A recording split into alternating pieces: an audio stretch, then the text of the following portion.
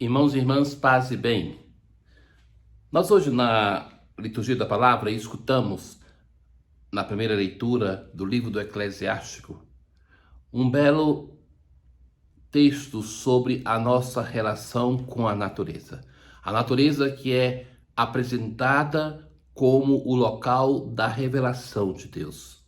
Uma revelação natural que nós encontramos em outros livros da Bíblia. Sobretudo é conhecido esse tema no livro da sabedoria e na carta de São Paulo aos Romanos, aonde eles vão falar assim: as pessoas que não conheceram a revelação que Deus fez para o seu povo, o Antigo Testamento, o Novo Testamento, essas também tiveram a possibilidade de conhecer o Salvador. Olhando as obras de Deus, olhando a natureza, elas puderam crer em um Deus que é Criador, que é Pai. Então, o autor hoje, ele contempla as obras da natureza e diz assim: pelas palavras do Senhor foram feitas as suas obras. A obra do Senhor está cheia da sua glória. O Criador deixou, como cada autor, pense, um artista que não assina a sua obra. A prática de assinar as obras de arte, ela vem a partir do iluminismo. Antes disso, os autores não assinavam. Então, era pela obra que se reconhecia o traço do autor. Então, do mesmo modo, a obra da criação, ela traz constantemente a assinatura de Deus, do seu autor, do Pai Criador, que se deixa conhecer por essa obra. Então, isso é manifestar a glória de Deus, porque a glória de Deus na tradição bíblica é quando Deus manifesta a sua misericórdia. Então, a obra da criação é cheia da assinatura de Deus, de um Deus que é amor, de um Deus que é misericordioso. Pôs em ordem as maravilhas da sua sabedoria. Então, hoje, me chama muita atenção cada vez mais, até mesmo pessoas de fé, a gente não se apercebe, meus caros, como muitas vezes um discurso secular, um discurso de ausência de fé, um discurso mundano vai enchendo a nossa boca. Se nós não usarmos a mente para sermos críticos com isso, vamos nos secularizando. Ora, nações que eram muito religiosas séculos passados são nações profundamente secularizadas hoje. Ninguém é seguro do seu caminho de fé se não cuidar da graça que Deus nos dá. Então, o fato, quem visita o Brasil e é estrangeiro, Brasil, América Latina, África, fala sempre isso. No Brasil, o sentimento religioso pertence à cultura, à alma do povo. Somos religiosos. Mas, se nós não nos cuidarmos, a infiltração de ideias mundanas, até mesmo o nosso linguajar, vão se apropriando. Então, quantas vezes diante da obra de Deus, hoje nós dizemos assim: a natureza é espetacular. Não, é Deus Criador que é espetacular. A obra da natureza traz a assinatura de Deus, e Deus fez ela com a condição de ir adiante, de progredir. Isso não se nega, mas é a genialidade e o amor, a bondade e a misericórdia de um Deus que é onipotente, de um Deus que é inteligente, de um Deus que fez a obra da criação com toda a capacidade de ela se desenvolver, de ela ser grandiosa. Mas contemplar esta obra da natureza é se aperceber disso, de um Deus que é maravilhoso. Não somente é inteligente, porque uma pessoa muito inteligente pode fazer tantos erros também, mas de um Deus que é amoroso.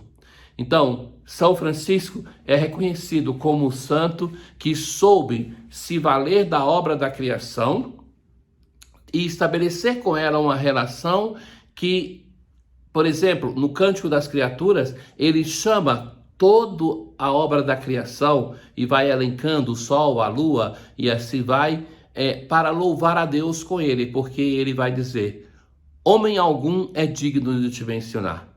Então, se o homem não é digno de te mencionar, porque não consegue sozinho louvar, reconhecer da grandeza de Deus, o que ele faz? Pede ajuda à obra da criação. Então, a obra da criação é a nossa irmã, e que nós devemos ter cuidado, porque nós nos tornamos seus desfrutadores, seus destruidores.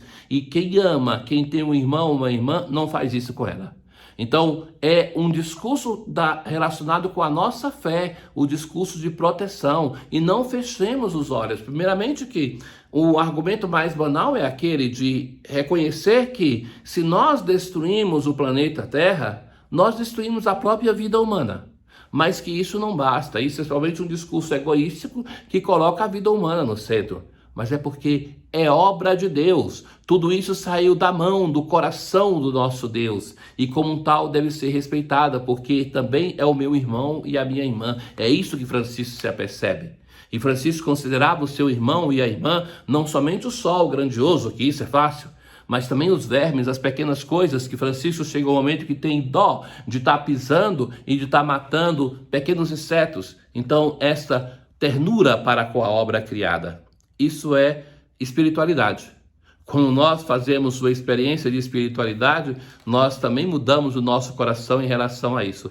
Saibam vocês que muitos santos, entre os primeiros cristãos, sobretudo aqueles santos que viviam sozinhos, eles tinham um animal de estimação.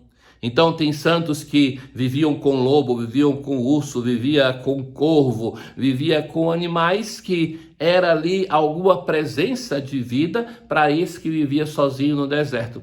Então, quando nós vamos nos enchendo o coração, deixando-nos transformar pelo Espírito de Deus, nós vamos começando a ter bondade também para com esses irmãos, que são nossos irmãos, que não são como ser humano, como alguns vão ao extremo e pensam no mundo de hoje, mas que são obras do mesmo Deus, amor e Criador. Jesus hoje está na cidade de Jericó. A viagem de Jesus começou em Cesareia e vai percorrendo até Jerusalém, chega a esta grande cidade. Jericó é considerada a cidade mais antiga do mundo.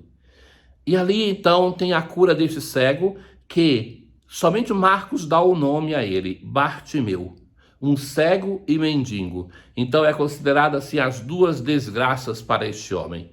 Um cego que então tem a impossibilidade de ver, por exemplo, aquilo que nós ouvimos na primeira leitura, a beleza da criação, mas também um mendigo, não pode fazer muito por si.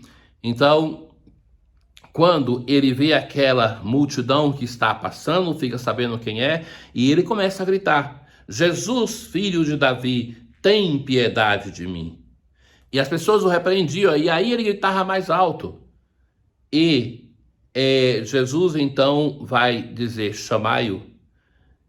E as pessoas dirão a este Bartimeu: coragem, levanta-te, Jesus te chama. Coragem, levanta-te, Jesus te chama. É aquilo que o Evangelho diz para cada um de nós, que nós devemos dizer para os nossos irmãos. Aqui não é Jesus que está dizendo para ele, mas as pessoas que vão dizer para ele. Quantas vezes, em meio à tristeza, em meio à depressão, em meio a todo o caos que está produzindo essa pandemia na nossa vida, nós precisamos ouvir isso, nós precisamos dizer para os nossos irmãos, para aqueles que estão enlutados também: coragem, levanta-te, Jesus te chama. É o Senhor Jesus que chama a todos nós, como chamou a Bartimeu, para sairmos da nossa cegueira, para sairmos da nossa situação de miséria. Então este homem, ele deixa tudo o que tem, jogou o manto, deu um pulo e foi até Jesus. Ora, este jogou o manto para o mendigo é o sinal de abandonar até o pouco que tem. Então, aquela situação de que Jesus também fala para os seus discípulos, de ter só o manto, mas também às vezes deixar o manto, se te arrancam tudo, dá também o manto. Então, este homem, ele não tem nada para si, ele deixa ali o manto e corre. E Jesus pergunta o que ele quer, e ele vai dizer: mestre, que eu veja. Se vê neste homem uma esperança messiânica, ele que vai dizer: Jesus, filho de Davi. Ele é um daqueles que esperam o Messias, mas agora dá um passo além: mestre, chama Jesus de mestre, que eu veja. Essa também é a nossa oração, que possamos ver. Jesus vai dizer no Evangelho que o fato de ter a visão dos nossos olhos não nos torna pessoas que tenham a visão, mas que a visão é dom do Espírito. Mestre, que eu veja, é o nosso clamor. E este Jesus vai dizer: vai, a tua fé te curou. E este homem vai? Não, ele começa a seguir Jesus. Então, nós vemos neste homem um percurso de fé e vocação que é belíssimo. Então ele ouve o barulho, chama Jesus, depois se levanta, deixa o manto, vai ali perto de Jesus, pede que o veja e se torna um discípulo. Que este Bartimeu seja para nós o modelo. O Senhor esteja convosco, Ele está no meio de nós. Abençoe-vos o Deus Todo-Poderoso, o Pai, o Filho e o Espírito Santo. Paz.